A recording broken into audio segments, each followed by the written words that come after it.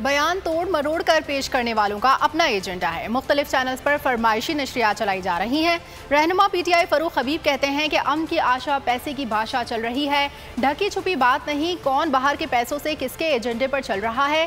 क्या ये ढकी छुपी बात है? ये वही लोग हैं जो मेमोगेट और डॉन लीक्स पर खामोश थे। भारत, अमरीका, इसराइल गठजोड़ पाकिस्तान से ढका छुपा नहीं। बयान को तरोड़ मरोड़ के पेश कर रहे हैं, उनका एक अपना एजेंडा है, वो अपनी फरमाइशी ट्रांसमिशंस करवा रहे हैं। अमन की आशा पैसे की भाषा चल रही है। ये किसी से ढकी छुपी चीज़ है कि किनको पैसे कहाँ से आते हैं, कौन कहाँ से बैठ के जो है वो ट्रांसमिशंस करता है।